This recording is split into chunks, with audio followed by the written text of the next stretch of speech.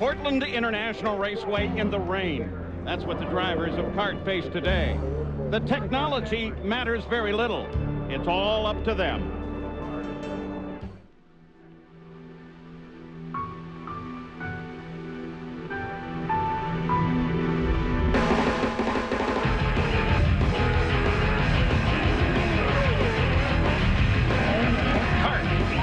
Into the Pacific Northwest, and we're about to find out who will climb the mountain.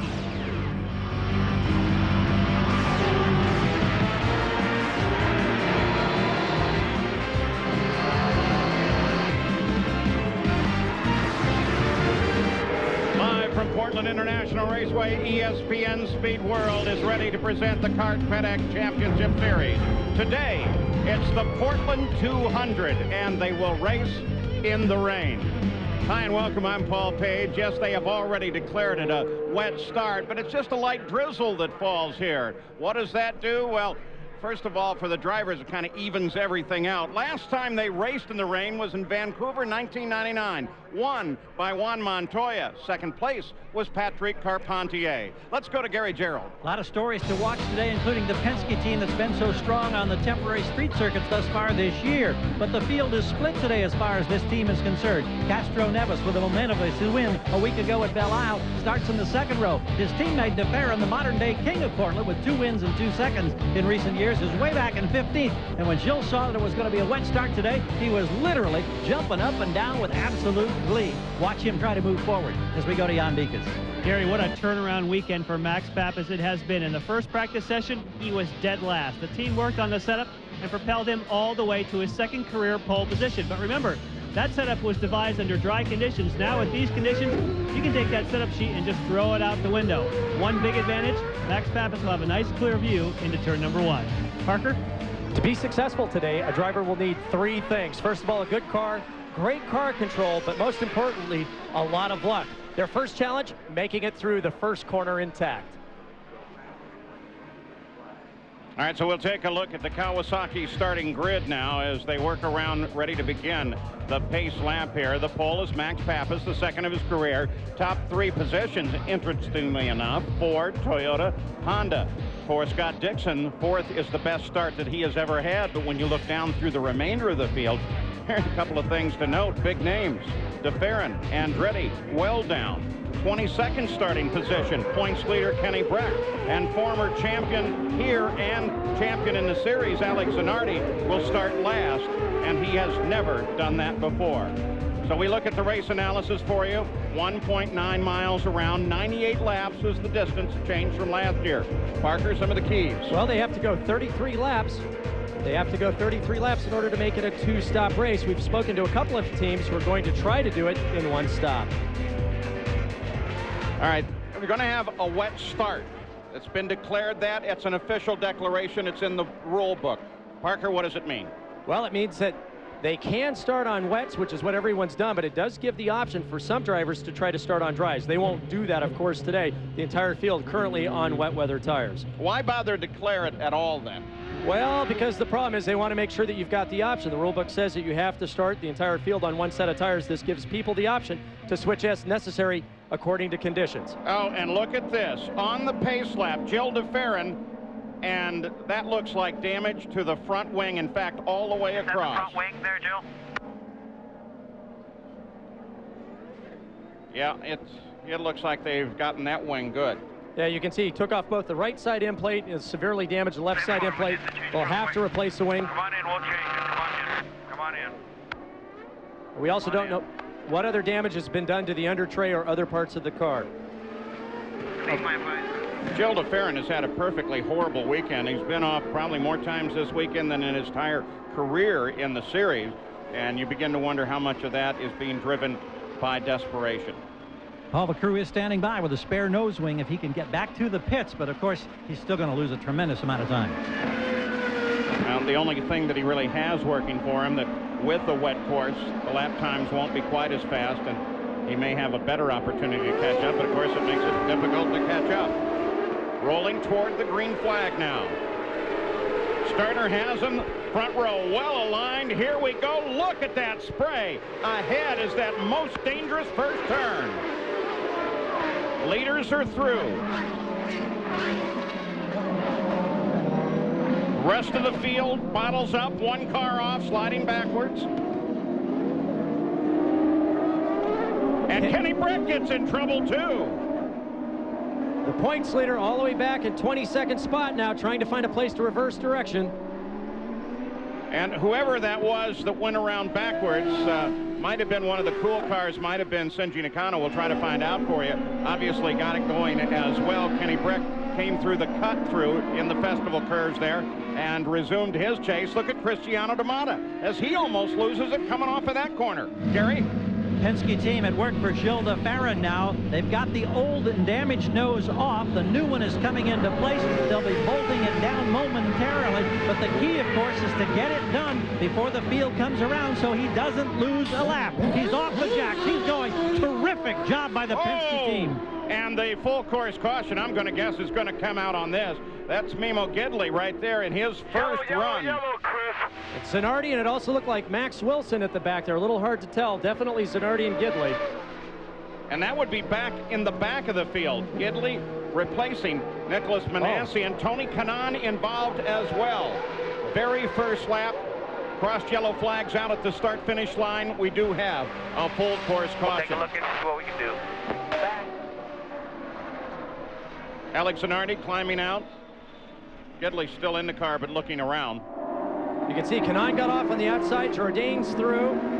Gidley tries to go down the right side as Zanardi goes down the left side, coming onto the back straightaway.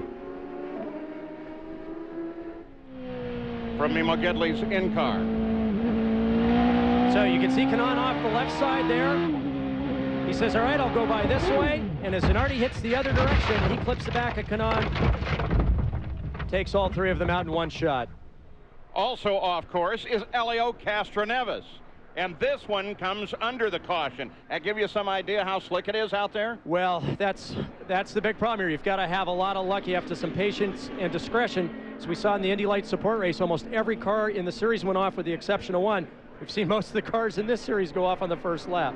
You can see Helio just got a little bit wide, a little bit too fast, and slides off the outside. Yeah, but he also got a little bit of barrier. Hopefully that didn't damage the car too much. He bounced kind of back off of it. It didn't look like all that much of a hit. Alex Zanardi stands with one of the SCCA course workers. A couple hundred of them helping out here this weekend. Tony Kanaan made it back to the pits. Appears to be okay. He also had a big off in the morning practice as well. Just plowed right into one of those sand traps. Unfortunately, he was okay there. So it's kind of stuttering to a start in Portland. Well, welcome back to Portland. I'm Paul Page with Parker Johnstone. Jan Beekes and Gary Gerould are in somewhat damp pits right now. The field is under a full course caution circulating behind the pace car. Couple different reasons for this full course caution. We'll start with this one. Tony Kanaan gets off the outside at turn 7, coming onto the back straightaway. Mimo Gidley will enter on the right side, just starts to get through, makes contact there. Zanardi chooses left. He gets hit as Kanaan's pushed back to the left side. Gidley didn't quite shoot the gap correctly. Zanardi trying to take advantage of both drivers, gets caught up in the accident. Well, look here, did Kanaan come over too far? Well, I think he was trying to get off the racing line there, Paul, because the normal line is right where Zanardi exited.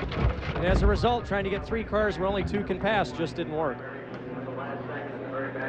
So not a good debut for Mimo Gidley. In incidents so far, Zanardi, Gidley, Kanaan.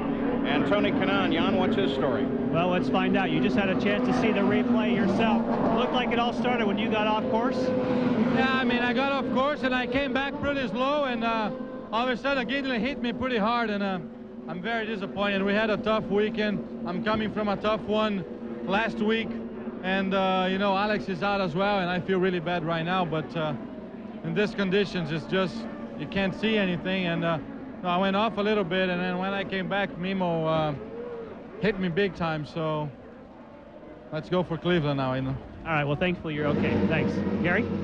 Helio Castroneves has come in. They have changed a set of rain tires. Rick Reineman now waves Castroneves back onto the track. He is down a lap. His teammate Gilles de Ferran was in just a lap in front of him to top off the fuel. We also saw Kenny Brack and one others on pit road. So at the front of the field as they circulate under full course caution is Pappas. Second place is this man, Cristiano Damata. Now racing in the rain hands the control totally to the driver. but he needs luck as a passenger.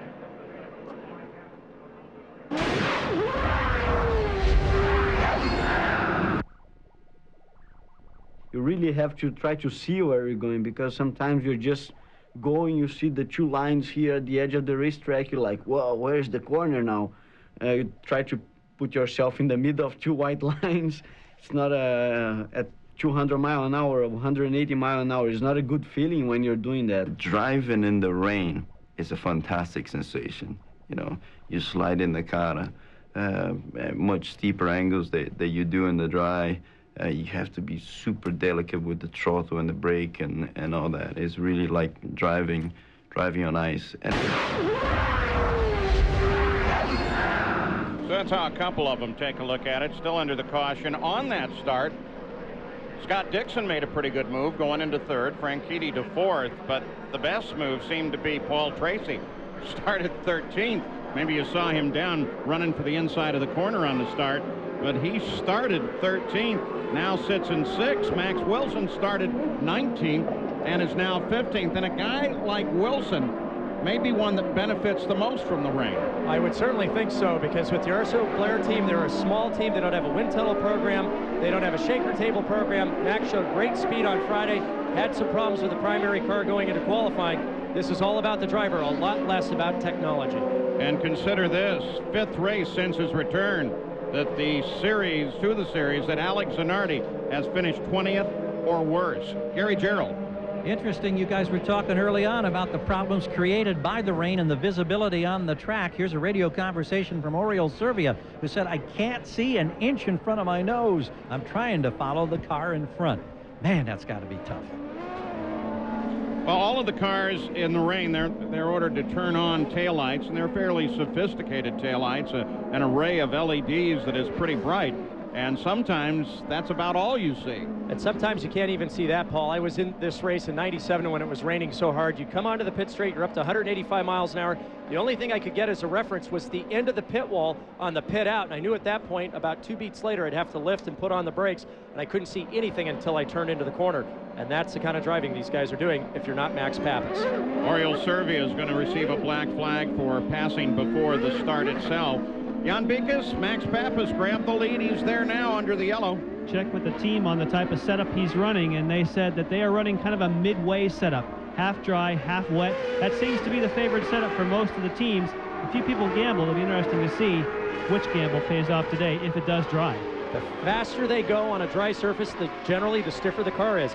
As the car needs more mechanical grip and needs to roll, the softer it is. So what Jan's alluding to is that they found some sort of compromise. The car won't be great in either conditions, but give Max the opportunity to try to optimize this ever-changing track condition. And you can see in the way they bunch up every time they come off of the carousel, the anticipation of the green. Nobody wants to get left behind. Here we go, we race again. Here comes Cristiano D'Amato looking down the inside. And you can see how difficult it must be in the back. Dixon, then Franchitti into the corner. Then Roberto Moreno. Look at Paul Tracy trying to work on Moreno. He goes to the outside. That's Carpentier and Junqueira just behind that battle. Scott Dixon doing tank slappers coming out of the festival curves. Tora Takagi off course. Now, will this actually bring out a yellow? Probably not. I think they could get him clear without having to slow the field for the entire course.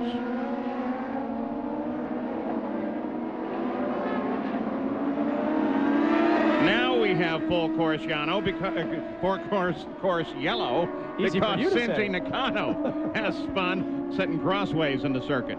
Pace car already has its lights on and ready to pick up the field. First of all, what happened to Tora Takagi? We have that for you. Well, you can see him off there in the festival curves as they entered. You can see him here. Watch what happens now. He makes contact. Quick snap spin after making contact, it looks like, with one of the Team Green cars there. It was a little hard to see. And you can see as a result in there, now we'll watch from onboard, you can see how bad the visibility is. He's on the brakes, turns in, gets really wide now, puts him out of position for the left-hander, comes back in, hits Michael Andretti. One of the Team Green cars, kills the motor, doesn't get the clutch in soon enough. Now watch, yep, there you have it. And right at the end of that was when Shinji also got it loose. and went sliding in the same area. It didn't look like it was a hard enough hit with Michael to be any concern to Michael's crew. Well, he just got way offline on the way in. Michael was on the traditional line. Michael was coming back into the apex, and Torrid just didn't leave any room for the two of them to get there. Michael was definitely in the right place, and Torrid just got a little too much speed offline and made contact. Helio Castroneves topping off the fuel. You talk about strategy. Now in the rain, there's usually enough gameplay in here in a regular run, but now with the rain, it's going to be a lot easier.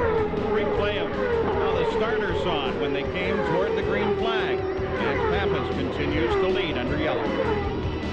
Bringing his Busch Stadium career total to 10 homers. Watch this truly amazing story tonight at 8 Eastern on ESPN. Well, back at Portland International Raceway, the field moving very slowly once again as they try to get the track cleared as quickly as they can. Not an easy job when you have cars off all over the place. Now, we mentioned Shinji Nakano, which was part of the two-car melee that created this full course caution. Here's what happened to him. Coming down at the end of the pit straight, down to second gear, turns in, bonk, taps Kenny Breck and does a little half spin to the right and kills the engine. Now, the Penske team brought both of their cars in one case, Helio Castroneves, not once but twice, to top off fuel just before we're ready to go green. Kenny Breck also came in, topped them off. Now they come off of that final turn. Green flag waves, here we go. Look at Cristiano D'Amata trying to set Max Pappas up, but look at the straight line speed difference there. Oh, D'Amata. D'Amata takes the lead, but can he hold it? No, he has to run through the cut-through. Look at Tracy. Tracy comes to the inside. Franchitti was making an outside move, and D'Amata, he can't improve his position. He can go back to it. Perfect job. You just as Whoa. long as you did advance. Well, the rule says you can't pick up time or position, so he put himself right back where he was on the way in. But it did give a little breathing room to Max Pappas, the leader of the run. Now Tracy and Franchitti, who had a terrible time trying to qualify for this, are up running at the front. You're right there behind Scott Dixon.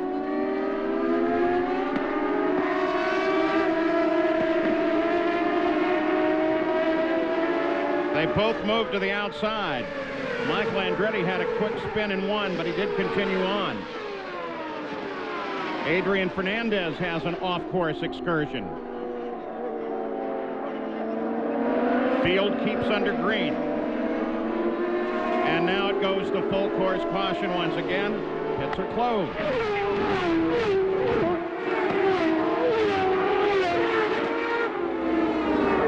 You're looking down the view that Jim Swintel, the starter, has. The white flag with the red cross means that there's a vehicle on the course ahead of you. And look there inside the wheels of Cristiano D'Amata's car. You've seen it a couple times.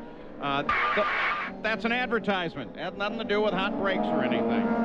Adrian Fernandez says, oh, get me out of here. Now let's go back and look at the restart, Parker. Cristiano D'Amata had a good run coming off the final corner. He tries to draft up behind Max. Max protects the inside line, goes, whoa, he's never going to make that corner. I'll just turn in behind him. Cristiano goes down the cutoff. You can't improve time or position, so Cristiano waits for Max, slots in back behind him. No penalty there. Max Wilson taking a shortcut through the gravel trap, keeps it running. You see Michael Andretti with a quick 360. Look from overhead. Watch Max Wilson cutting through. There goes Wilson into the gravel pit. Watch Mikey here. Michael Andretti loses it. On throttle on the way out. On the way, keeps going. Oh, got some contact there on the right front. Jan Beekes, Michael okay with that? Yeah, the initial contact with Tora Takagi, I checked with the team, and Kim Green had called in, and they had, at least what they could do in observing the car was they felt it just had some bodywork damage and that there wasn't anything significant, certainly in these conditions, to affect Michael. Now, of course, with what has happened, the team may bring Michael Andretti in to fill up with fuel like we've seen for some of the others, the Penske team and Kenny Breck, as soon as the pits are open. Well, CART's Simple Green safety team may have more laps on the course already than the entire field put together. They're back under that full course caution, and it'll be a moment or two until they actually can get everybody back to station and get ready to race. So Oh, a lot of smoke coming out of the back of Vassar. Under caution, and while we were away from the Portland 200, the CART FedEx Championship Series, Cristiano D'Amata ran up and tapped Max Pappas. So he sits by the edge of the course now. Dixon is up to second place. Here it is, Parker. Yeah, watch Cristiano D'Amata. The second car on your screen starts to accelerate. Max is slowing down. Bonk. Not quite a love tap, and then he gets high-centered on the edge of the track. Okay, explain it. he was your student. I want to hear it. Not during that incident, he wasn't. Well, is it possible he's looking down, checking the... Well, what he was doing is trying to spin the rear tires to get some heat in the rear tires. Max was obviously putting some heat in his brakes, and they just met at the wrong time. Everything here is working to the advantage of the leader, Max Pappas. Jan? Yes, in fact, I just spoke with the team, and initially they were not even aware that he had had contact. I said, "You okay?" They said, "Yeah." I said, "You know, you got hit from behind from D'Amata." They go, "Really?" So they called in to Max and said, "Max, you get hit by him?" He said, "Oh, yeah, but everything's cool here." Max has been in a great mood all weekend, as he should be, taking the second pole of his career, and obviously doing so well here now. But he was, we expected almost more excitement out of him when he got the pole. I guess Max lives at the top of his emotion anyway all of the time. Well, what a difference a week makes, Paul. Last week at Detroit, he qualified 24th. His teammate hasn't qualified outside of the top 10 this year. Max hasn't qualified in the top 10, and here they've reversed positions. Kenny starting back in 22nd. Max nearly breaking the track record, having a great run. Max just saying, "It's always been me. I've always had it. It's just a matter of getting the relationship right with he and John Dick." It's a new management team at Team Rahal for this car. A new chassis this year, and I think they finally have found the sweet spot. All right, here is Cristiano D'Amata on the pit road. Gary Gerould, you're waiting for him. What are they going to do? Kenny Seawick up on the wall. I think it's going to be simply a case of survey the car and top it off with fuel. Everybody looking at every corner, looking underneath, fuel going in. Cristiano nods to something on the radio and leaves. So obviously they didn't find anything, but it does drop Cristiano D'Amata from second to 19. So with the rain here, when it rains, drivers seem to remember Portland the most. The only thing I can remember is Portland. I think 2-3 years ago it was so wet, and the only thing I remember to see was a big screen on the right side, which was where the people, so people can see the race. And that big screen was basically one of my marks to brake. I could not see anything else but that. Racing the rain is when you rely a lot on your ears, believe it or not, because since you can't see, you follow the guy ahead of you or traffic or whatever, and once he backs off, you back off too. So it's a blind, wild ride. Of course, that was Mauricio Guzman. Here he is, and as he comes down the front straightaway, you can actually see that screen that he's talking about, Parker. Right down here, Paul. Now, usually what the drivers are looking for as they come down into the corner are the braking reference markers. They see the end of the pit wall on the right side disappear. Then what they're looking for is that big screen TV. Now, these braking markers up on the wall that are going by, you can't see those in the spray. Your entire sense of reference changes. Once they turn into the corner, you get a sense of where you are, but oftentimes it's too late. Well, of course, they're running under full course caution, and we're wiping off the visor for them in front of the camera pretty constantly here, and the buildup is still fairly extreme. Well, in the movie Driven, they actually had some great shots giving the fans a little bit of an idea of what it's like to drive in the rain. Basically, I've heard great descriptions of being behind semis, etc. You basically can't see anything that's directly in front of you unless you're Max Pappas. That's why it's so great to qualify on the pole. It's one of the advantages, especially in the rain. Right there, you got a look, too, as we look down from the Honda Helicam, looking down on the field. You got to look, too, on how when that accordion effect takes place, the leader slows down a little bit and everybody kind of bunches up, not unlike on the freeway. And that's the kind of thing that can catch you out like it may have with Cristiano D'Amata. Well, and what these drivers are doing as they get ready to go back to green is that they're actually spinning the rear tires, trying to put some heat in them. They're left foot braking a lot, doing some acceleration and deceleration runs, as well as moving side to side. So they're trying to get the brakes hot, the rear tires hot, the front tires hot. And if your timing is off, especially in such a low adhesion condition like we have here, well, if you're not paying close attention, the guy in front of you can slow down so quickly while you're accelerating, you can have that accordion problem and run into the driver in front of you. Pace car has begun to pick up the pace. Max Pappas is the leader, leading from the pole. But of course, we've been punctuated with cautions throughout. He's completed 12 laps, working on his 13th and hoping for a green flag and a clear green flag when they come around. Keep an eye on the 2 team green cars, 3rd and 4th. As they come to the flag, here we go again. Tracy making a move on Franchitti. And Tracy gets the job done. Franchitti slots in. Look at this, though. Carpentier tries to get inside Moreno. Oh, he hangs on to it. Up comes Junqueira to battle with him. Carpentier, remember, finished 2nd. Last time we raced in the rain, he's very good in the rain. Remember, Carpentier and Moreno banged wheels coming off the 3rd corner a week ago in Detroit in the final laps. And Brian Herta off course. Looking to see what this is going to do to the flag condition. And they're going to go full course caution again. Well, Tracy has picked up anywhere between a handful of positions to 1 or 2 positions on the start and subsequent restarts. Tracy must be loving this. Remember, he started back all the way down in 13th place. Alex Tagliani with a quick on and off. Looks like there might have been damage to the right rear of that car. We'll have a look at it as he comes down the back straightaway now. They can't get this thing going. Oh, yeah, that tire is definitely on its way down to the rim. See there how bright and distinctive the tail lights at least are. Pace car is ready to roll out in front of the field again and pick them up under the full course caution. Cars head down into the festival curves on the restart. Tracy sliding by. We can see Dario going by, and there looks like a nice punch from behind for Max Wilson on the turn-in.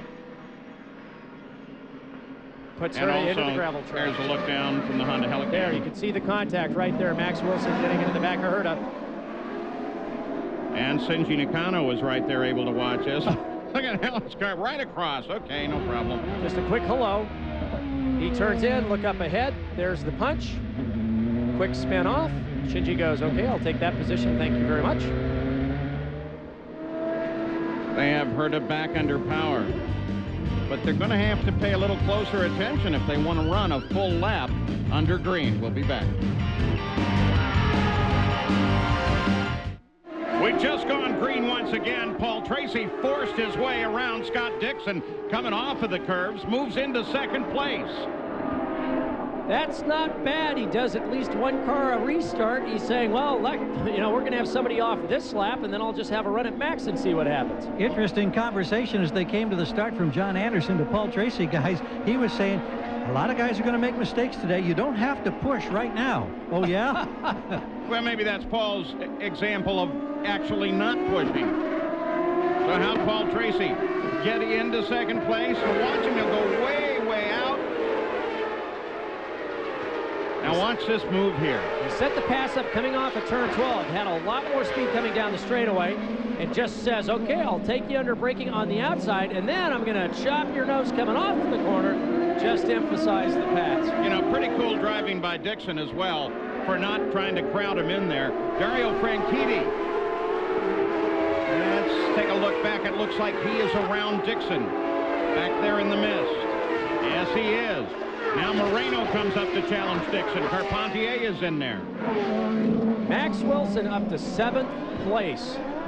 Tremendous effort for the Arcero Blair team. A year-old Cosworth in this car, Lola chassis, no testing, no technological support, wind tunnel or shaker table.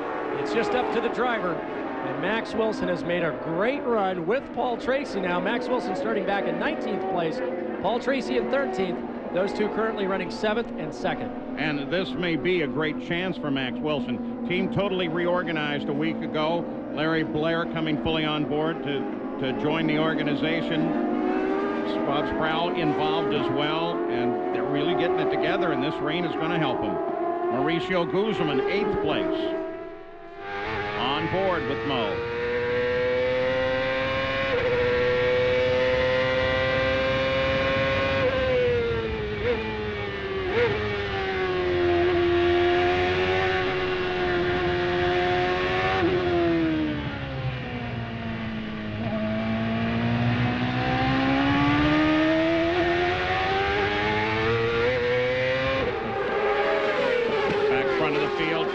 Tracy Franchitti, Scott Dixon, Gary Gerald.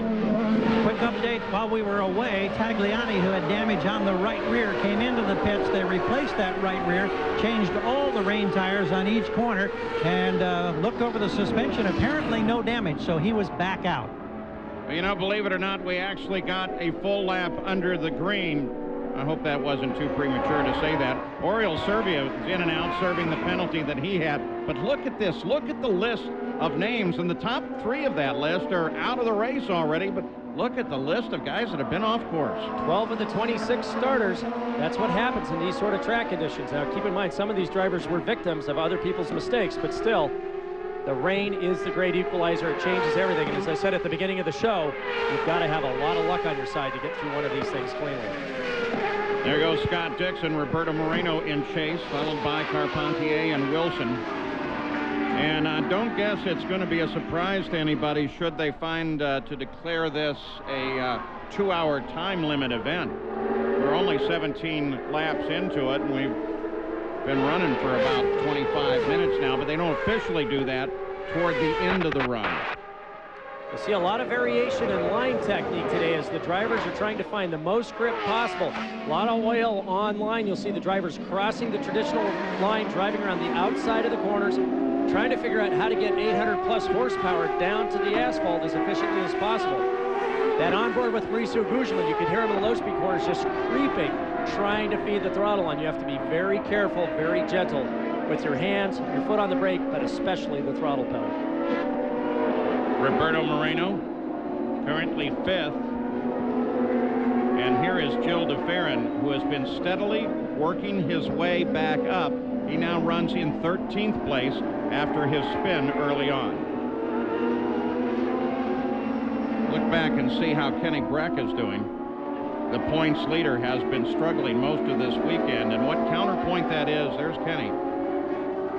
What counterpoint that is to his teammate, Pappas, who takes the pole and leads from the pole and is leading now. You wonder if Kenny Breck's back-to-back victories didn't have some sort of psychological effect on Pappas.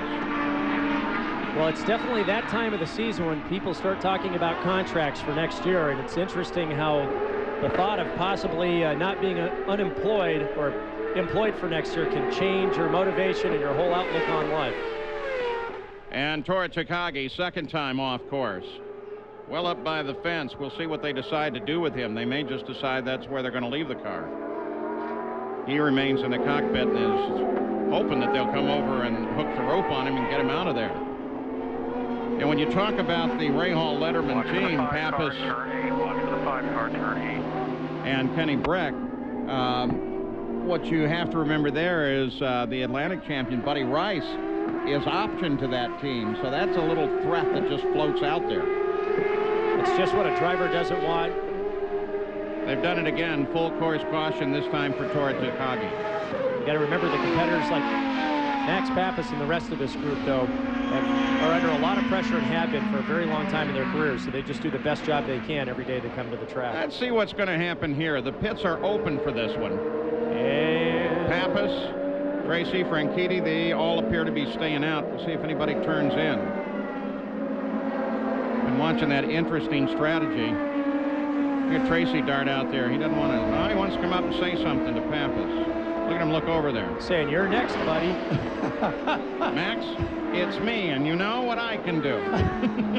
No one else has kept me behind him on the restarts. Do you think he can? So, under the full course caution once again with just 20 of the 98 laps complete, Max Pappas still the leader. Welcome back to Portland. The NHRA is just outside of St. Louis for the Sears Craftsman Nationals. Bruce Sarver leads the way in funny cars as the top qualifier. 3 hours of coverage begins tonight at 7 Eastern on ESPN2. For more, log on to ESPN.com. Still under the full course caution. We'll give you the current standings under the caution as we look out from the side of Mauricio Guzman's car. Pappas, Tracy still kind of talking a little bit to Pappas, letting him know that he's there. Well, this FedEx vignette focuses on tracking. FedEx tracks more than 3 million packages each day. Each package's barcode is scanned an average of 23 times in order to ensure proper delivery. In the CART FedEx Championship Series, telemetry on board the cars is used to track the race cars around the entire track. Computers allow the teams to track miles an hour, RPM, G-loading to the drivers, as well as other stress and strain placed on the car. This telemetry and data retrieval makes the CART FedEx Championship Series one of the most sophisticated in the world. So waiting for a green flag once again, and a start and stop race on a rainy day in Portland. No doubt in Parker or my mind that it's going to end up being a timed race unless something drastic happens here. So that'll carry it right to a 2 hour from the green flag. And when they do go back to green, can you imagine what psychologically Paul Tracy has been doing to Max Papis? Gary Gerould? One concern for Paul Tracy, John Anderson, and that part of Team Cool Green is the fact that they've lost a sensor that reads on their pit speed limiter.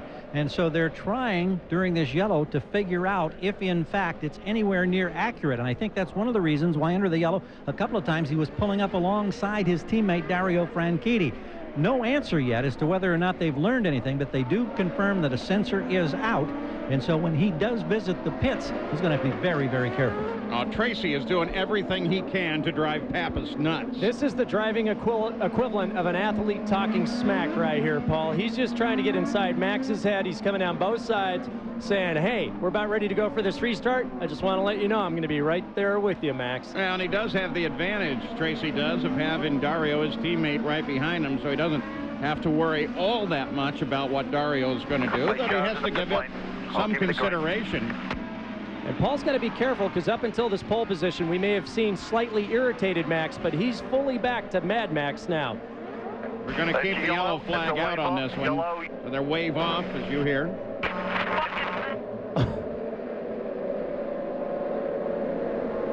There might be some concern there, Paul, because I've noticed on these numerous restarts, Max Papis has been bringing him back to the line very slowly coming off that final corner. Of course, he's trying to take advantage of being the lead car in the race. And what ends up happening is that he's trying to get a jump on everyone, but it's a little dangerous. They want the field to come up gradually and consistently up to full speed. Well, they set a set of cones. In this case, they're way back at the last turn. And at that point, Max is supposed to accelerate. You see him there off to the right side of the course. He didn't. And that's why officially, race control reports, they decided not to go green. So Max has to bring them all around again. Jan Pikus, radio communication so critical here, and sometimes it's kind of neat more than just listening to it. Yeah, that's true, Paul. There's some new radios that the teams are using up and down pit road that the FBI and the Secret Service are also using. See where it says Team Green 39D? If I change the channel, I can change that from digital channels, and that will disappear, if I can turn it properly, to go to analog channels. So you have encrypted, or you have analog. So today they're using analog, so the people in the stands can hear on the scanners, but if you want to talk encrypted, don't want anybody to eavesdrop, you can go to the digital channel. Now, like I talked about, these are used in other areas, $3,000 to $5,000 for this. Here's the cool part. On a rainy day, these are totally submergible. They still work just good as new. No, not that one, Jan. That was the wrong one. It's the other one, Jan. And by the way, it's real expensive. All right, we're looking for a green this time. We'll watch it from the starter's perspective, Jim Swintel.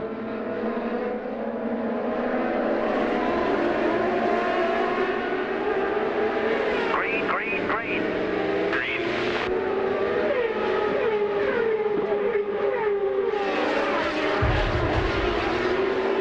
Well, that acceleration didn't help Tracy. That was a great start by Max. He still hoodwinked them, got a good run coming onto the pit straightaway. Team Green cars going out wide. Max had kept it in tight. No problem. Boy, it's still like ice back there. Tracy now in full pursuit. Michel Jourdain Jr. off course. And that one section we saw coming off the festival, that is polished concrete down there, so it is very much like ice when it's got a layer of rain on it. I want to show you what happened to Michael Andretti as he came to the start. Whoa, baby, we saw Montoya do that a couple of years ago. with exactly the same results. Spin and keep on trucking.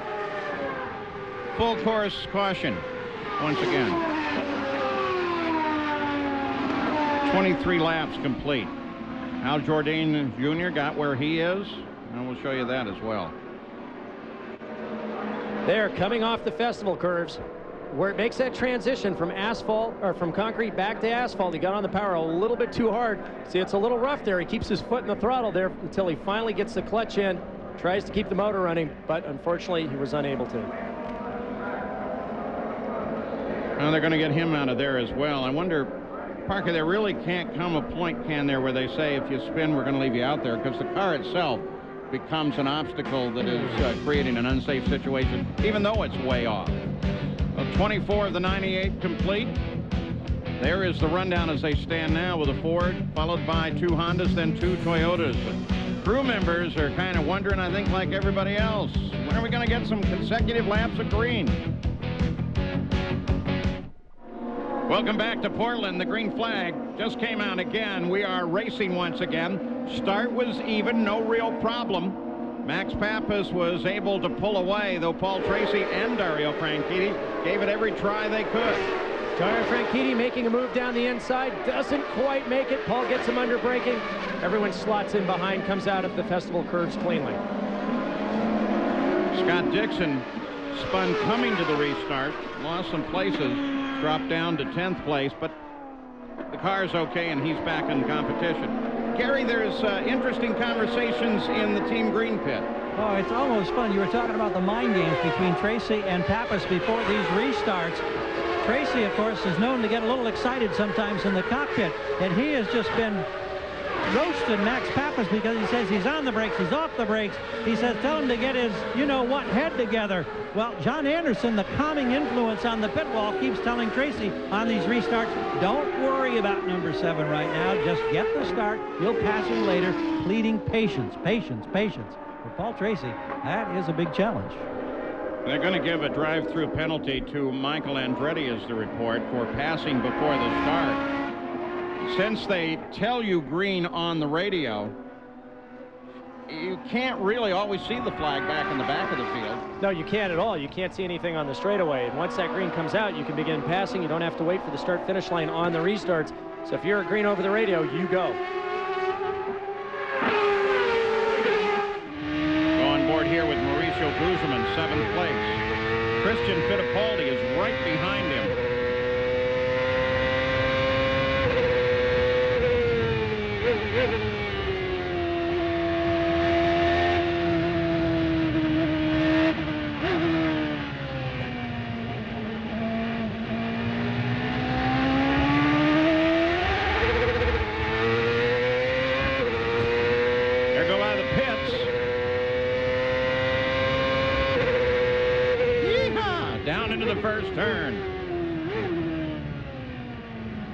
Listen how gingerly he applies throttle now.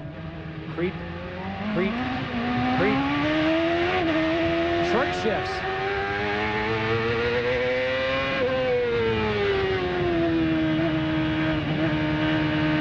Easy.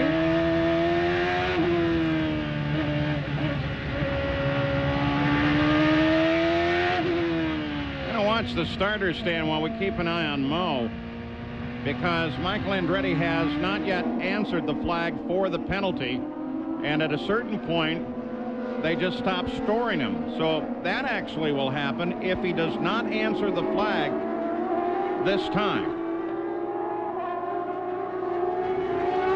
Michael Andretti, one of those having a less than great day, currently running 15th.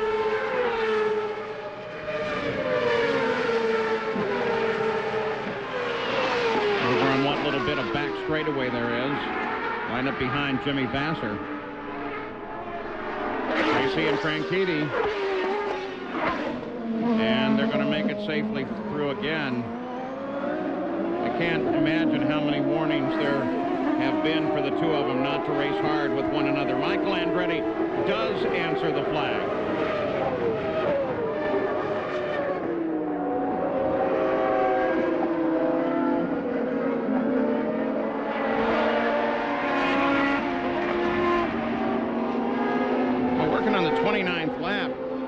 seems that the green cars are the ones that are putting on the biggest fight at the moment. Back here is 12th place Kenny Breck. In front of him is D'Amata. Michael Andretti was in front of D'Amata until he pulled off to answer the black flag penalty. If you look at the championship implications so far today, we've had Breck leading the championship off the road, Castroneves in second off the road, Andretti in third off, D'Amata in fourth off, Gilles de Ferran in fifth off, Paul Tracy stayed on, and then Scott Dixon back in 8th place. He's had his spin. So if you look at what's going on here points-wise, it's the championship no one really wants to take a hold of and lead strongly. Max Pappas stretches out just a little bit. They come single file. There's Roberto Moreno, 4th place. Had a great run last week in Detroit. First podium this year, finishing 3rd. Remember, he finished 2nd here last year. I went and asked the team if they had found something since their qualifying had improved the last few weekends for both Jimmy Vasser and Roberto Moreno. They said, well, Pat Patrick had a little motivational speech with the drivers. Nothing new technologically, nothing new with the engineering staff. There's some old psychology. That's right. You like working? Want to keep working? You know, correct me if I'm wrong, but as I look at the top 5, while there is some fine driving there, and Pappas, of course, has had clear sailing all the way, it looks like it's more in order of who hasn't been off course. Well, that's true, and you've got some very good, very experienced rain drivers right at the front. Carpante, as you mentioned earlier, of course, Max Wilson in 6th place. Great run for Arcero Blair. But there's the top 5 for you. It's Ford, then 2 Hondas, then a Toyota, and then a Ford. We want to show you the top. Moreno, Dario Franchitti, Paul Tracy, and of course our leader, Max Pappas. Back at Portland, don't forget, wrap up of everything that's happened here, including the lights, the NHRA in St. Louis, and wins the Cup at Sears Point on RPM. For more, log on to ESPN.com. Great shot, Shinji Nakano. Adrian Fernandez had a tire going down. They brought him in. With that onboard with Shinji, you could see Shinji rip off one of the tear-off straps on the helmet. That's the driver's equivalent to a windshield wiper. Typically, you'll have 2 to 3 of those in a dry race. On a wet race, you might have 5 or more, and they're right, left on tabs. Try to grab the right one at the right time, get a clear visor for a few laps, and then go for another one as you need it. As soon as he can, Adrian got over to the right, out of the way, let the leaders come through. Alex Zanardi was one of those early outs. Started his worst start ever in kart in last position, Jan Beekes. Yeah, but the good news is he's out of the infield medical center. And Alex, that was a big hitter. You're okay? I was better before, but after all, yes, I'm fine. Now, what happened there? I don't know exactly what happened between Tony and Memo, but the thing I know is that I got collected as Memo spun and came and collected me. Very unfortunate, but there's nothing I can do right now. I know it's been a very tough weekend. What's going to be able to get you back on track? Well, look, after the warm-up this morning where I ran 3rd fastest and I could have even gone faster, I thought, okay, this is the day. We're going to get everybody's morale up to where it's supposed to be again, and we're going to have the performance. But unfortunately, when you start back there, you know, you can't really call it bad luck because it can happen out there, and it's very frustrating for our sponsor, Pioneer WorkCom, who haven't been able to deliver yet. We are in deep troubles performance-wise, but all I can say is that we're going to work very, very hard, and we're going to get on top of problems. I can promise you that, and we will stop making people laugh and start to make people smile, probably. All right. We hope we smile soon. Thanks, Alex. Watching Alex Tagliani, he had a quick off and on. You saw Adrian Fernandez. And we're going to show you what happened to Tagliani first that got him off on. And we've just gone full course caution again. Here's Tagliani's. Whoa. Big wide swing there. Do a little mowing of the grass here at Portland. Also, keeping an eye on Shinji Nakano, the green and white car. Now watch his cockpit. Some sort of padding? Yeah, it looks like one of the pads around the helmet area just got loose and flipped out of the car. And from that point of view, nope, nothing you can tell there.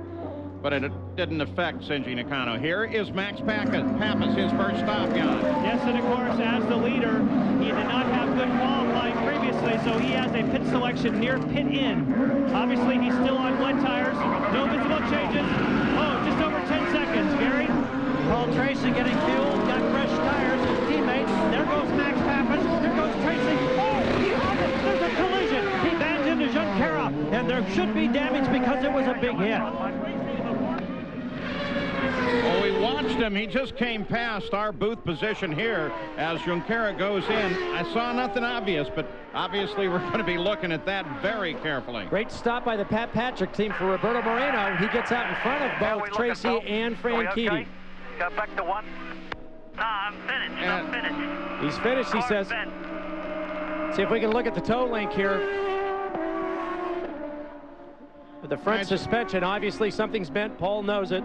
As Gary said, it must have been a big impact. We'll take a look at it here. Here's Tracy on the launch out. Junqueira just going down the pit road. Man! Yeah, he went out all the way to the what we'd call the high-speed lane. They're supposed to come out and join, but I wonder why. Well, you'd have to get inside Paul's head to figure that one out, and that's a place I'm not willing to go at this particular point. After such a good run, and Junqueira, he's done for the day. How disappointing for Chip Ganassi Racing, both of their cars out. We'll see if we can see a difference in the front alignment of the suspension of Tracy, because that was just a huge hit. And even though these cars are built to sustain impacts at 240 miles an hour, look at where this wheel's pointed and where that wheel's pointed. I can guarantee you that's not right. I think that's a little too much toe. That's a little too much toe in, I think, unless you're really trying to put some heat in those front tires. Now, Christian Fittipaldi stayed out during these stops, so he will assume the lead of the race, followed by Cristiano D'Amata. Max Pappas will come across the line, scored in third. Well, once again, we wait for them to go back to green. In our Toyota Spotlight, we want to take a look at Kenny Brack. He, of course, is known for speed on the racetrack, but last week, Brack got to show off his quick wit and his guitar skills with car owner David Letterman on The Late Show, joking around with Dave and stage manager Biff Henderson. We're having quite a year, aren't we, Kenny? We are. How'd things go in Detroit? Well, you didn't have to bring out the low point of the year. No. We're fine. All you got to do is score points, my friend. He won 2 in a row. They go to Detroit. You and Max both finishing the points. Now it's on to Portland. I've said it all season. Give him the cup. Okay. You got to turn around, Biff. I can't get in there. Get there, Biff. I don't think it's got anything to do with the belly. Maybe the butt. How do you like working with David Letterman? Let's go someplace we can talk. I had my megaphone so I could yell at Biff. What are you doing? Kenny Brack, 12th position. Not his best day. Now we're adding last week to that, so he's had 2 weeks which have not been nearly as fruitful. Now Paul Tracy, believe it or not, they went to work on that car. Well, in this race, anything can and has happened. Kenny Brack, he's got no worries yet. There's still a long way to go. Let's see what happened down in the pits with Paul Tracy. Well, and Tracy was coming out of the pits. Looked like he jumped way over. Watch here. Boom! Wow, you see the guys jump on the outside. That was a really big hit. And took out Junqueira, but Tracy came around, got back into the pits. Gary? Yeah, they came in and they went to work immediately on that whole upright on the left front side, or the left front side. They replaced a couple of suspension pieces and a toe link, and Tracy is back out on course now. Don't know how many laps he lost in that whole process, Paul. I would imagine a couple at least. We're looking for Tracy. Surprisingly enough, because they were under the full course caution, he's right now being scored only 1 lap behind the leader. Now 98 laps is the scheduled distance. They're working the 37th lap right now, and yet they are well past 1 hour in competition. So again, this will no doubt end as a timed race, though officially they are not notified of that. Pace car comes on. Green flag is already out. Green, green, green. And playing the gamble, that is Christian Fittipaldi, followed by Cristiano D'Amata that leads the field down, the teammates. Wow! And this time, it's Dario Franchitti. And that forces a couple of cars to go through the shortcut. They'll be fine as long as they just maintain their position relative to the field. Your wings look okay.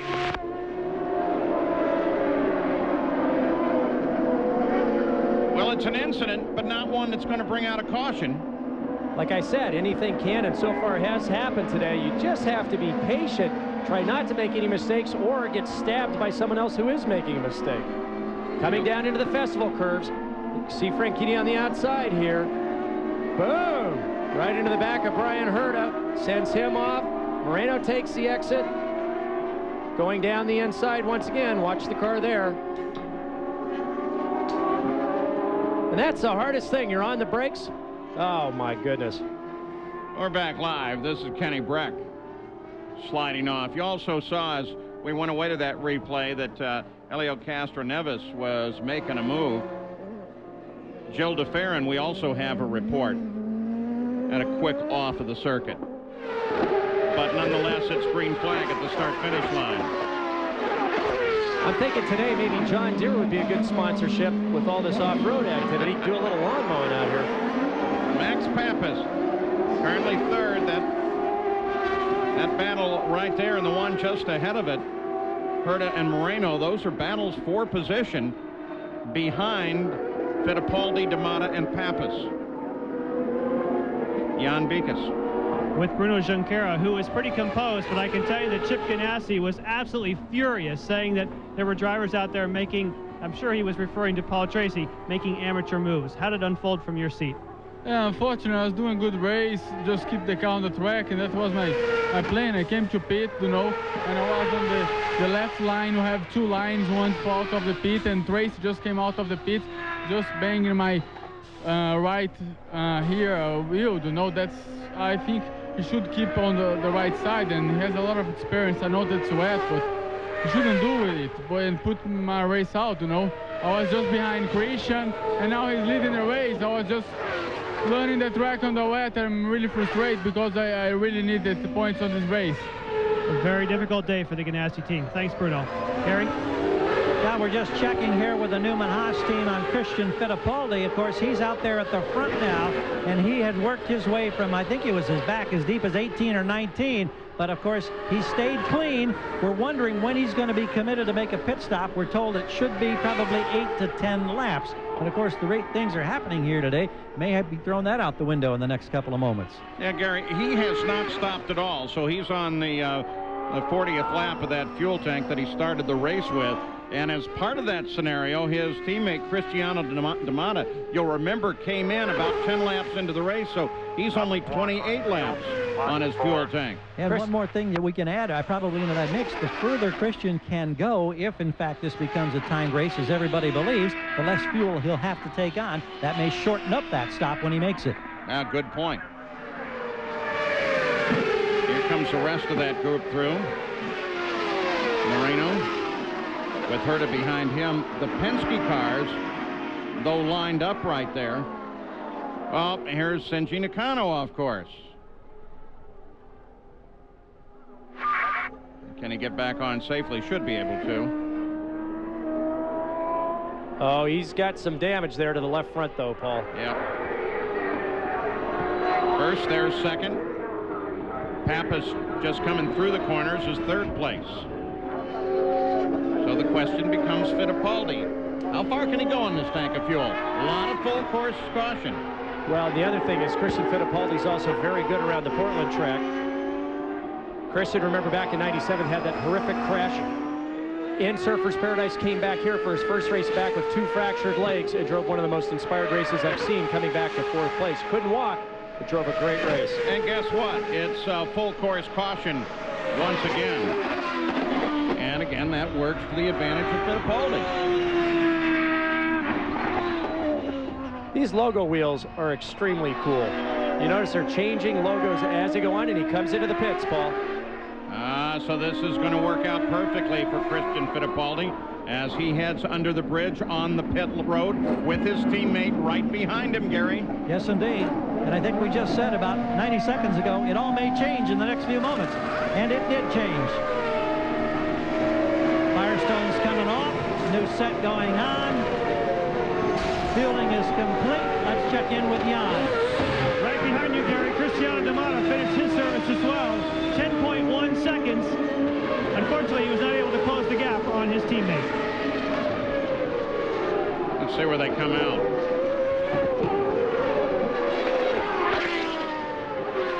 It looks like they're going to join the line about 4th or 5th place.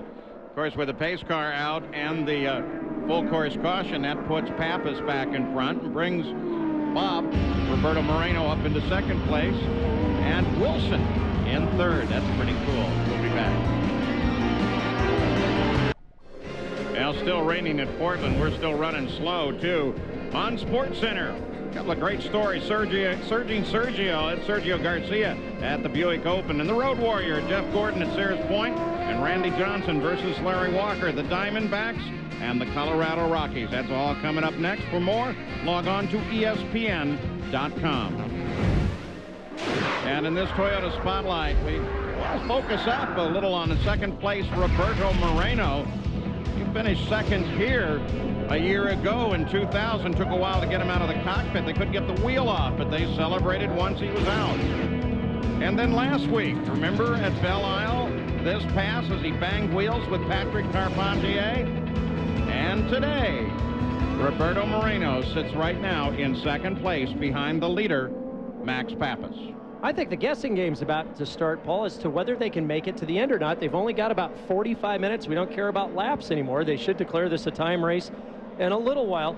It'll be interesting to see if we have a few more yellows, if these guys can actually make it to the end now. Yeah, what makes it really hard to figure, though, is so many laps under caution. Now only the telemetry, and to a large degree, not even it can help you with that. It ends up to being just a cold hunch. Jan Bikas, Kenny Breck is down in 17th place, our points leader. Part of the reason, Paul, is because he just made a pit stop, and when he came in, certainly they topped it up with fuel, but they took out a tremendous amount of front wing. I'm guessing like 4 turns it took out of the front wings, and of course what that means is they want to take some bite away from the front so the rear of the car doesn't swing out.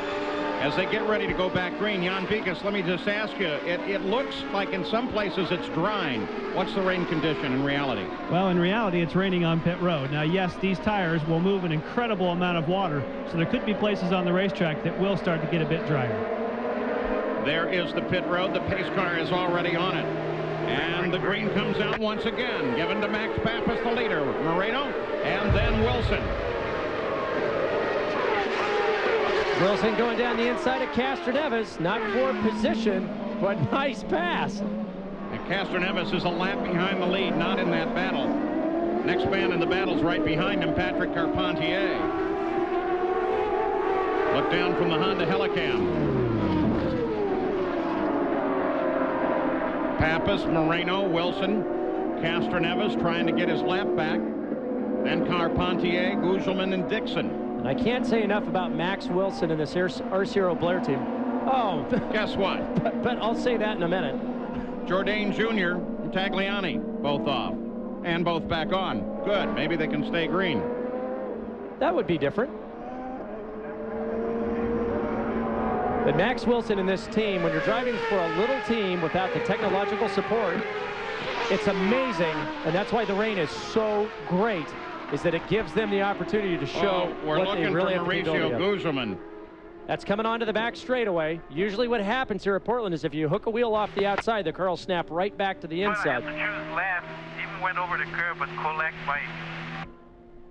Well, they're going to have to go full course caution there, though the field strings by across the line, and Paul Tracy off as well. They were about to give him a penalty, but they kind of penalized himself. And we'll show you how at least one of these guys got there.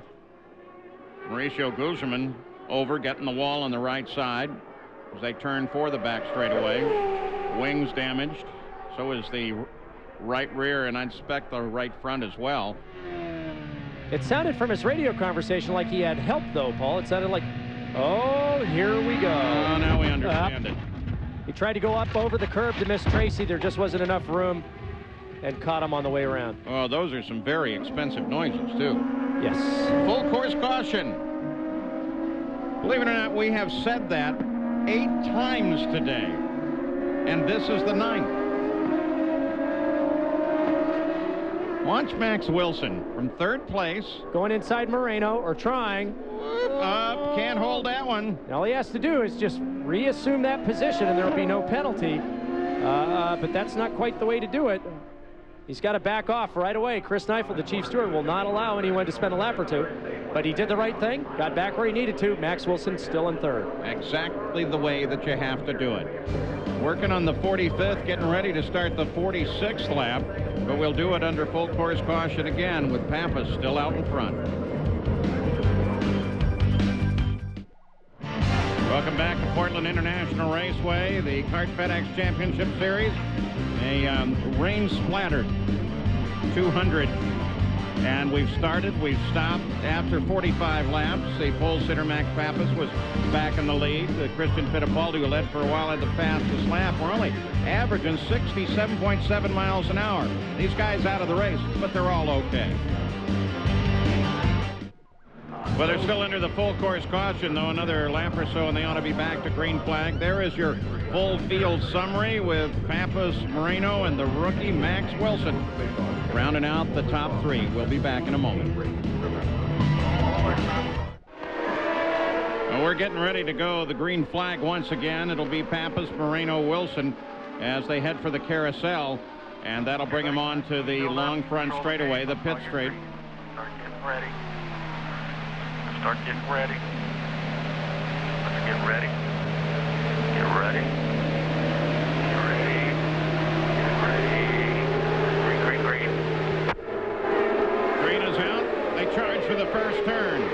Max Wilson closes on Moreno. Looks to the inside, nothing there.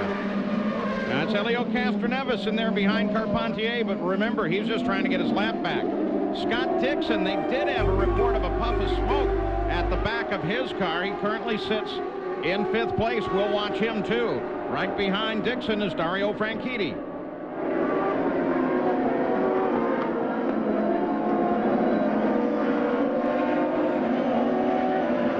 So now we probably, we don't know anything officially, are in the last 34 minutes of the countdown to the 2nd hour. Now let's check with both Gary Gerould, Jan Beekes, and what's going on in the pit. Start with Gary. Well, let's start with Roberto Moreno, who runs in 2nd place, chasing Max Pappas. They believe that all of this yellow has been helping them. They thought it would be very, very tight as to whether or not they could get to the projected end of the race.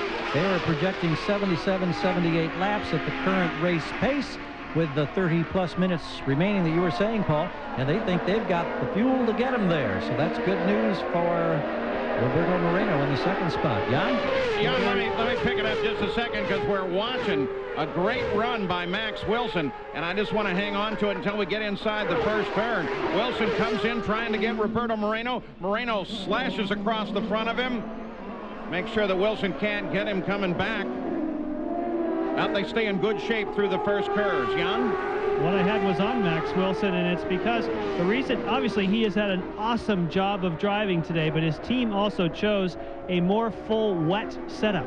So therefore, that's going to help him in the initial stages of the race. Maybe now, because you're seeing him maybe be a bit more desperate in trying to make these moves, as the track dries, that car may not be quite as good as some of the others that went with the midway setup. Yeah, what we should point out, I think, that we haven't mentioned in the last few minutes, it has virtually stopped raining now. So this track may start to dry quickly if we don't get more moisture, and the skies have brightened a bit. And we can't see the line starting to dry out. The problem that Max Wilson has right now, he's much faster through the back section of the course. When he gets on these long straightaways, especially coming down the back straight, Carpentier with a current 2001 Ford Cosworth, much quicker than Max Wilson running last year's engine. Max gets off this corner very well, though. In the last few laps, he's been able to draft up behind Moreno. But look at Carpentier now, getting a better run off the corner. We'll have to see now. Right behind you, Carpentier. You can kind of see there how the line's beginning to dry out. Max Wilson pursuing Moreno. Pappas just had to tiptoe through that corner. They all are giving that first turn and the second turn some fairly serious respect now.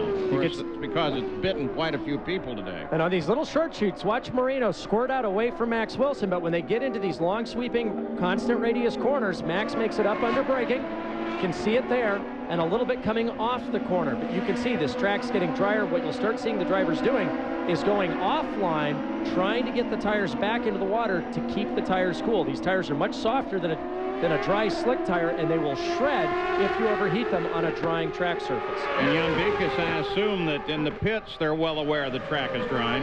They are aware of it. Remember, Paul, this throws a whole wrench into the pit strategy because they were working on fuel, hoping they wouldn't have to come on pit road again. But if you decided you would not want dry tires, you would want slick tires, then you would change your mind, go ahead and turn the fuel up, since you might have to come and get different tires anyway. Well, you know, almost as soon as you said that it's drying, we're, what, 200 yards further down the track from you, and you can see the rain pick up. Drops hitting a couple of puddles down here more toward the first turn. And a drying track is the most difficult sort of track surface for a driver to drive on because there's no consistency from corner to corner. Right now, the drivers have gotten into a groove. The track has stayed pretty consistent. We did see it drying out just a little bit. A little bit of sprinkles will help maintain that consistency. But for Max Wilson, he's just trying to figure out where he can take advantage of Roberto Moreno, try to draft up behind him and try to make a pass stick. But you could see there, coming off the corner, Max a little bit sideways. He's got to be careful not to overheat and burn up those rear rain tires. And so now, as we're actually counting right through 30 minutes until what would be the end of the second hour, with 52 of the 98 laps complete, what does this do to the fuel strategy? We need to ask that question once again. We'll start with Jan Beekes. I'm on my way up to the Team Rahal pit to find out what the situation would be for Max Papis, Paul. I think that it's going to be tough for a team to call right now because they're going to be watching, I think, more carefully the track conditions. If it continues to rain, like you say, it's starting to spit a little bit, then you try and save fuel. If it starts to dry, then you turn it up and go for it. Gary Gerould, what about down in your area? Well, in our area, it is now back into the rain mode. It's not heavy, but it is steady. And so we had that break. The skies have brightened. Sorry, go ahead, Gare. But it is definitely raining, and that's going to keep it very wet. I think that helps them conserve fuel. That whoa, by the way, was just for what a cool shot it is. I love this shot as they come through the festival. All right, so Max Papis has the lead. The rain is picking up just a little bit right now. That's Pat Patrick, who owns the number 20 car of Roberto Moreno, sitting in second place, newlywed guy. And there are the top guys in the field. Ford, Toyota, two Fords, then another Toyota. We'll be back. We welcome you back to Portland. Sunday Night Baseball will feature the game's biggest story as the San Francisco Giants take on the Cardinals. Barry Bonds has an amazing 39 home runs on the season, more than any other player in history before the All-Star break. Watch him go for number 40 tonight at 8 p.m. Eastern on ESPN, and for more, log on to ESPN.com. Watching here, Oriol Servia sitting there. He's managed to insert himself in the midst of the battle up at the front of the field. It remains Papis, Moreno, Wilson, Carpentier, Dixon, Franchitti. When you take a look at D'Amata and Servia, they're back sitting 9th and 10th, and Gil DeFerrin is currently standing 11th. Old teammates, Servia and D'Amata. They've run together in the past. One of Servia's best road course finishes coming here last year. The thing that's going to be interesting in the top 12 in the points-paying positions is that we've got Fittipaldi, D'Amata, and Breck all with a 7 to 8 fuel window advantage over the rest of the field. It's going to be very, very close for Papis, Moreno, Wilson, and the rest. But for those three drivers, I don't think they have any fuel concerns to get to the checkered flag. As Michael Andretti sits there in 8th place currently, just ahead of Servia. We're back to the front. Here is Max Papis. Roberto Moreno's only a second and a half back. Jan Beekes. Remember, Paul, we were going to check in with Team Rahal to find out about Papis, and I asked, can you make it to the end on fuel? He kind of gave me the, well, we're not so sure. They're looking at the skies, wondering about the rain. They said it'll be extremely close. For their teammate, Kenny Breck, they've been on the radio saying, Kenny, every car you see in front of you is a point. So now you'd kind of like to know exactly how the Patrick Racing team with Moreno is thinking about it, and how they're thinking about it over at Max Wilson's team. Carpentier Gary, aren't they telling him to be a little careful? They have had him in the conservation mode. I just checked with Neil Mickelwright, and he said, obviously, we're trying to calculate how many laps this race will constitute when we get to the 2-hour time limit. Right now, we think it's going to be close, but we think we're going to have maybe 2 gallons left. That's good news for them at this point. Helio Castroneves just took a shot way over to his right. Now, again, he's trying to get his lap back, but I wonder, and there is Christian Fittipaldi, as Fittipaldi makes a move on Franchitti and picks up 6th place. But is Castroneves trying to cool tires? That's all he's doing. He's looking for standing water to try to run those very deeply grooved rain tires through that water in order to cool them down, because as those big blocks that evacuate that water start running on a drying track, they overheat and chunk off, and in a matter of a lap or 2 you can completely destroy the tires. So if you're trying to get to the end, you've got to find standing water in order to cool them down to save the tires. We'll see more drivers doing that as this race goes on. Well, of course, that adds another aspect to the whole thing, because while you might be able to make it on fuel as the track dries in some areas, because it's raining on the front stretch right now, eating away at those tires. When I say those tires go off, Paul, when they start to chunk, you can lose 3, 5, 7, 10 seconds a lap if they get really bad. So it's something you definitely have to manage, something you have to be very aware of. Fittipaldi working on Scott Dixon, tries to cut inside him, almost loses the car as he does so. Comes onto the pit straight. Again, Castroneves sweeps inside, can't get Carpentier, and Fittipaldi can't get Dixon. And what we saw Christian Fittipaldi doing is just looking for the most grip possible coming off that last corner. It's simply a matter of not maybe the quickest racing line in the dry, just looking for the most grip in the wet. Our leader remains Max Papis. Your overtake if you need it. Last year, Papis led 45 laps in the entire season. Today, he's led 50.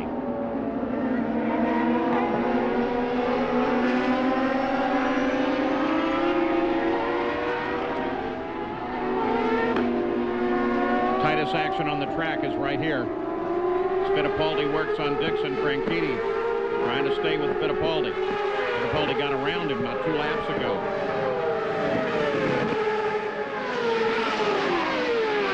22 minutes, 15 seconds on our very unofficial clock to the end of the 2-hour period. They're on the 58th lap. Max Papis out alone in front. Roberto Moreno is right there in attack position. It would only take a tiny mistake by Papis, and Moreno would be all over him and into the lead.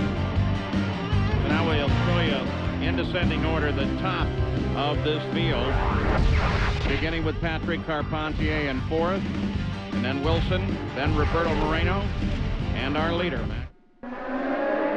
Welcome back to Portland. Continue to roll with Roberto Moreno trying to catch Max Papis. He's been inching up on him. There are the current standings for you. A bit of a separation. Back to Wilson. Into the first corner. He's picked up challenge there. A couple of tenths a lap on the interval. And you can see now he's getting in a position to challenge. Roberto taking the entire lap just to try to set Max up coming back onto the pit straightaway. He's got to maintain contact all the way through this back section. The critical section, 10, 11, and 12. He's got to make sure he's right up behind Max to see if he can pop out and outbreak him going down to the festival curves. Max Papis, only 1 win in his career, that one in Miami. 86 starts. This was his second start from the pole here today, and he has not had the best of years thus far, but it's looking awful good now. Jan Beekes? Just asked the team if Max Papis was slowing down or was Moreno speeding up, and they said, we're slowing down. We have told him we've got to conserve some fuel. It's going to be touch and go for us to the end. All right, again on our clock, 18.5 minutes to the 2-hour period. 60 laps completed. They're working lap 61. 98 laps the scheduled distance. Gary Gerould. Well, that's very interesting about Max Papis, because here in the Roberto Moreno camp, they are, in fact, have just told Roberto in the last couple of months that he can use, and he already has used, the overtake button a couple of times. So they're definitely not in the big fuel conservation mode here. They're feeling pretty confident that they'll be able to go to the time limit with the fuel they have on board. Oh, this is getting good. I don't know what happened to Roberto on the back section that time, but he lost nearly a full second on the interval to Pappas. Max Wilson, who was almost 2 seconds behind Moreno, has now closed up almost 9/10 on that lap. Well, think about this one. Top 5, Pappas, Moreno, Wilson, Carpentier, Scott Dixon. In the top 5, a total of 3 career wins. Pappas, Moreno, Dixon, each one. Max, of course, looking for his first win on a road course. This is his 50th start in kart on a street or road course combination. Max Pappas. Max Pappas, that first win coming in Homestead at the season opener last year. So this is a very different animal to conquer. You look at the win at Moreno for Cleveland. Yeah, I mean, this has just turned the championship upside down. A whole different group of drivers now at the front, but it shows the depth of the talent and the ability of the kart field, where you've got 15, 17 plus guys all capable of winning a race. And here's a guy like Max Wilson, who's got a very good shot. There's Max Wilson. Carpentier still there, but in fuel conservation mode. Jan? For Max Wilson, just check with the team. They said no worries. We got all the fuel that we need. We're telling them use what you want. Maybe that 2000 power plant saves a bit more fuel, could be an advantage today. Yeah, I'm guessing that's an accurate transmission to him. Some of them I'm not so sure of, but I think they're being pretty straight up there. Gary Gerald, Carpentier, still 4th, working on Wilson. Still 4th, and he's now having to conserve more than he was earlier. We had that report from Neil Mickelwright just a few minutes ago that they thought they might have a couple of gallons left.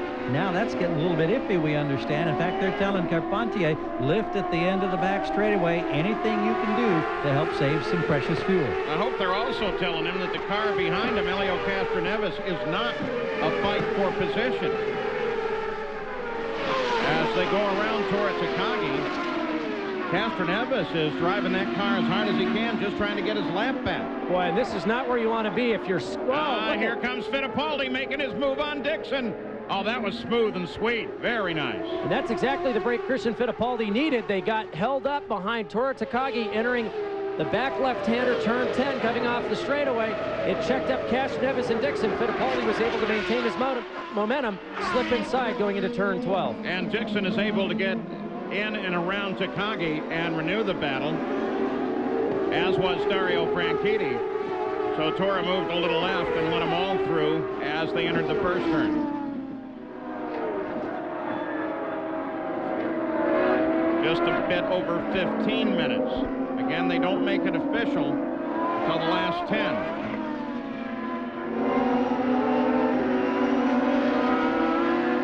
Pappas, Moreno, Wilson, Carpentier, Fittipaldi. Those are the top 5. And all around the circuit, it begins to rain just a little bit harder. 4 Toyota, 2 Fords, and 2 Toyotas.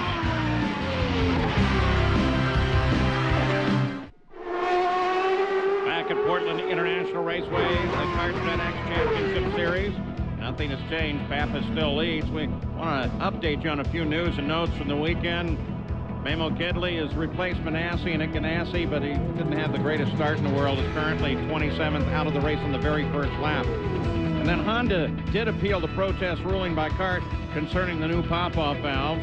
And we anticipate an announcement on Monday by CART and the Michigan Speedway that we expect the announcement to be that CART will not race at Michigan in 2002. Pappas, Moreno, Wilson, Carpentier, Fittipaldi. 12 minutes and 30 seconds left to go on our unofficial clock. They have completed now 65 laps. They're running 66. Gary Gerald. Projecting here, at least in the Patrick pit, that it'll be a 77-lap race at the current pace when they get to the time limit. And in fact, they've told Roberto Moreno, you need to get 2.1 miles per gallon. You are currently getting 2.3.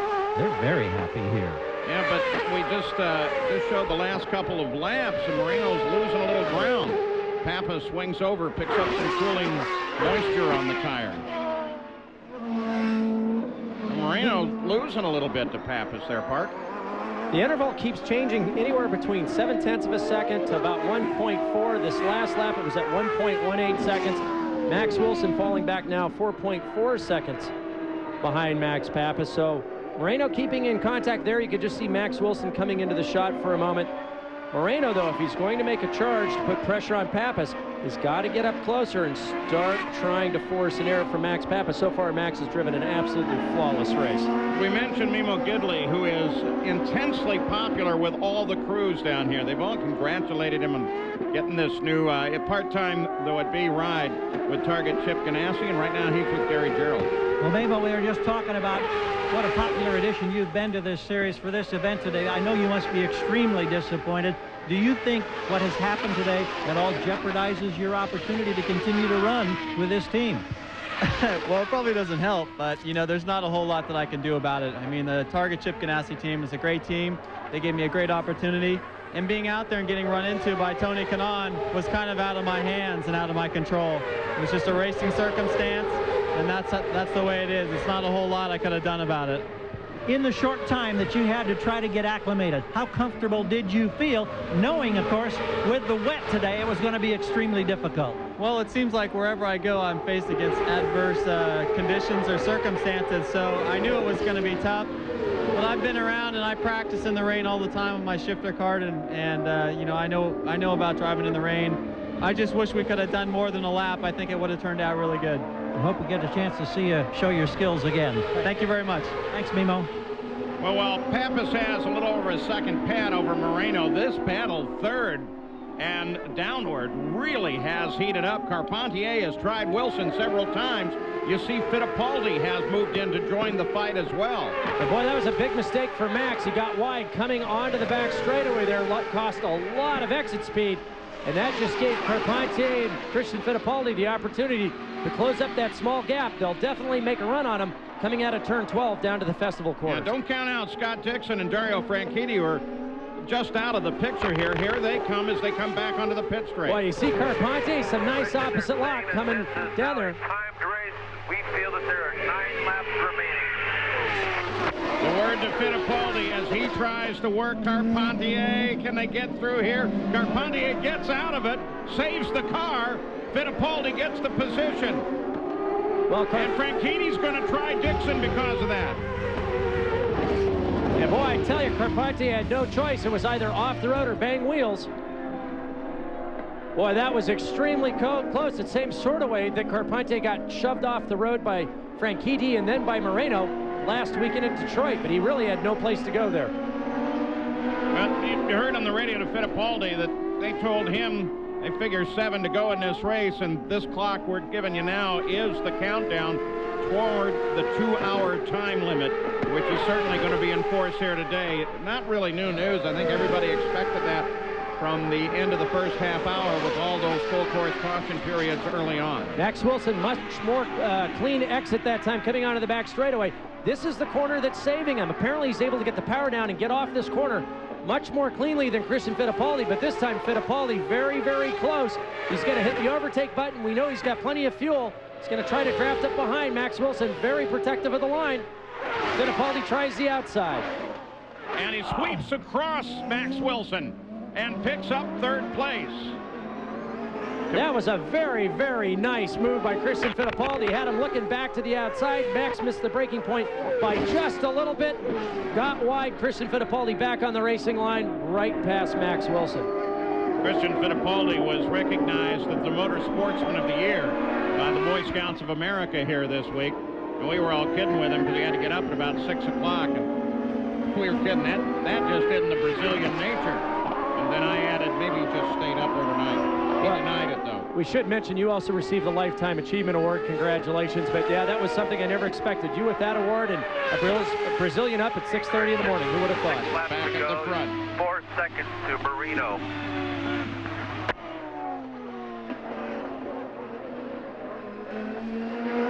That interval must be Fittipaldi to Moreno. Talking to Fittipaldi. Last lap, it was 1.02 seconds. This lap, Pappas pulls out 0.2 of a second.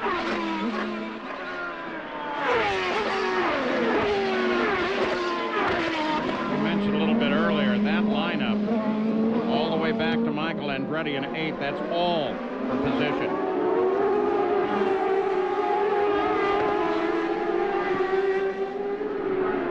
Again, it looks like the track is trying to dry And I don't see any raindrops hitting the puddles on the front stretch. This track will dry very quickly once the rain stops. And as that happens, these tires start to chunk, then it's a matter of who found the best compromise. Oh, Franchitti getting sideways coming off that corner. In setups. Mike Landretti right in the hunt. Remember, he got turned around early in the race, knocked way down the order. Now back up into 8th place. Well, it should be about 5 laps to go next time across the line. So with just 5 to go, everybody on a string. It's almost like fuel is less of a concern than tires. You can't afford to do anything to the tires. And even though it's dry and you can't you duck into the pits, you're done. All you can do is what we saw there, is just try and cool them. Boy, we saw Dario, though, pushing very hard right in behind Scott Dixon. Michael Andretti tucked in right behind Dario, coming onto the pit straight. You can see there, Servia leading the group of snaking back towards the pit lane, trying to find that water to cool those tires down. The guys with more experience in the rain on these sorts of tires know you have to do that, because as I said earlier, in just a couple of laps, the tires will literally just break apart once the track dries out. And while we've been focused up primarily on 1st through 8th place, back through Michael Andretti, Servia, D'Amata, and Breck are now beginning to close in on the lead. We'll be going to Sports Center as soon as we're done here at Portland. And let's go right now, though, to Jan Beekes. We are looking over the shoulder and waiting for Mark Johnson, who's on the radio. We didn't have a chance to tell him we're going to try and get a quick word. He's speaking with Max, and I know they're very concerned about fuel. Moments ago, I asked him, and he said it's still touch and go. Once he gets on the main straightaway. Got 5 minutes, Christian, coming. About 4 seconds back. We got to go if we can. Mark, what's the situation now on fuel for Max? We're pretty good. I think we're going to be okay to get there. We just got Christian coming. He's got a little more fuel than we do right now, so we're giving it all we can. We got to get to the end, though. We're hoping that Cart times it right on the money, and we'll be okay. Thanks, Mark. Interesting that he mentioned Christian Fittipaldi and not just Moreno. Well, the difference there is Christian Fittipaldi pitted 7 laps later. He's got 7 more laps of fuel in that tank. He's been picking up about 7/10 to 8/10 of a second a lap. On Roberto Moreno, he is coming fast. Well, you've heard the head for the Wilson team. What about it, Patrick Racing, Gary Gerald? Quick word with Jim McGee. Okay on fuel, and how concerned are you about Fittipaldi? Well, we're real concerned. It's real close, but we're good on fuel. We're just trying to save our tires, and we have, and so now we're trying to make a run at it. Boy, he's a wily old veteran. He's been around these wars for so many years, and he's brought so many guys home that he's trying to get Roberto on the podium again. Remember last year, Paul, when Roberto was on the podium and he couldn't get out of the car? Yeah, they couldn't get the steering wheel Couldn't get the steering wheel out, and finally when they got him out, they were tossing him around like a baseball. Remember that he finished 3rd last week at Detroit, and maybe a 2nd here today, maybe even a win. Next week we go to Cleveland, where he won last year. Could be a good streak for Roberto. You saw Fittipaldi right up against the pit wall. Dario Franchitti just got around Scott Dixon. And you wonder what it cost him in tires. Yeah, because as we saw in that last lap, even coming down the back straightaway now, the guys are on the far outside of the track, completely off the racing line, simply looking for water to try to keep these tires from chunking. Fittipaldi that time picked up another 7/10 of a second. Just over 2 seconds behind Roberto Moreno now. Again, coming up next, Sports Center. As soon as we conclude here and interview the winner. Well, if the math works out right, Fittipaldi may be able to catch Moreno, but I think he's going to run out of time prior to the checkered flag. The pace is picking up right now. Christian Fittipaldi in the 97 mile an hour range. Everyone, only 2 cars in the 96 mile an hour range. Pappas Moreno, everyone back in the 95s and 94s. Good job, good job. You believe 2 laps to go, and the interval 1st to 2nd, 1.9, another 10th out. Pappas stretches for Moreno, but Fittipaldi is closing on Moreno.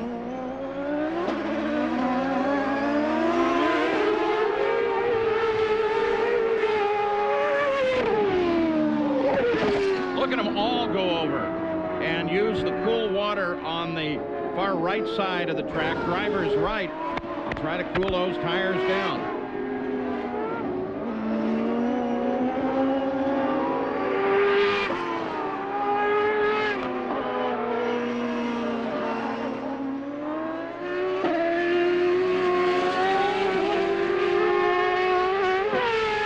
mentioned about the drivers going over to find the water.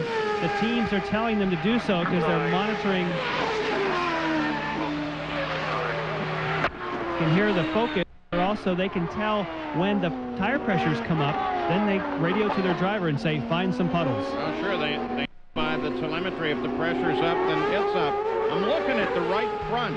White flag, this time by. Of Max Pappas. Looked like it developed a... Moreno, Christian, no pressure. It's like the blister lines. A wear line there, yeah. Keep an eye on that. On the final lap now. White flag is out, 1 to go. The clock counting down. It is absolutely a timed race, officially notified about 9 minutes ago to all the teams, though that was no surprise. Behind Max Pappas, who has pulled out another 10th on Roberto Moreno, is Fittipaldi, Wilson, Carpentier, Franchitti, Dixon, Andretti, all very close together. Max Wilson has finished in 4th place for a small team. This will be as good as a victory. Fittipaldi, I'm afraid, will just not have enough track or time to catch and then challenge Moreno. And Max Pappas headed for his first road course victory in the CART Series, his 2nd overall. A perfect drive for Team Rahal, for the Letterman team. And for Max Pappas, who won in Miami, now looks for his 2nd career win. And it comes in his 86th start. Checkered flag ahead. He's still going to go over and cool him off.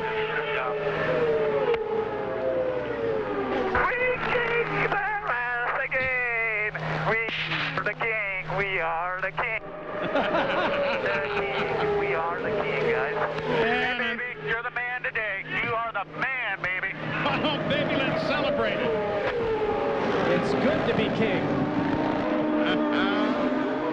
Now, Max Pappas takes the win, followed by Moreno, Fittipaldi, Wilson, Carpentier, Franchitti, Dixon, and Andretti. No one was able to change position on the last lap. ESPN Speed World coverage of the CART Portland 200 has been brought to you today by FedEx, proud sponsor of the FedEx Championship Series. So it's unofficial, but it looks good. Congratulations to Max Pappas, his 3rd win for Team Rahal this year. Kenny Breck has 2, and now Pappas climbs on board. Don't forget, coming up next is Sports Center. Here comes Franchitti up for a little congratulations. Good friends there. Max puts on quite a show at the end of the pit straight after crossing the line and taking the checker. Jan Beekes. And with a choked up Mark Johnson, I saw you pacing back and forth on the timing stand.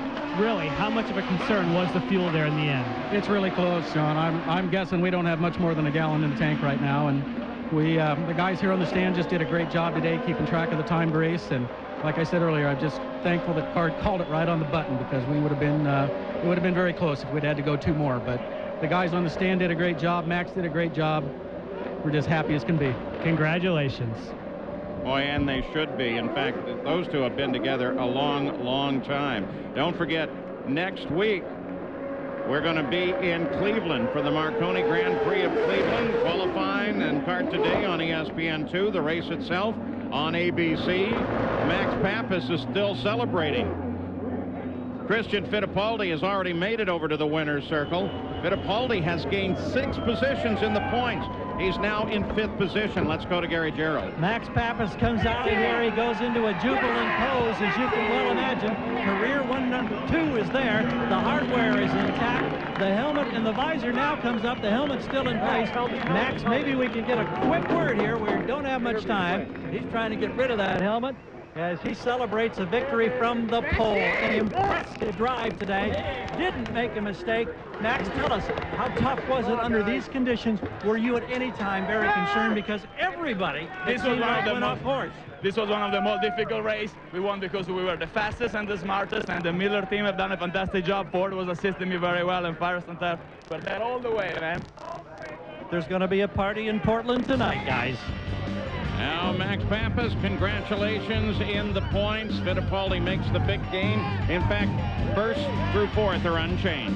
This has been a presentation of ESPN, the worldwide leader in sports.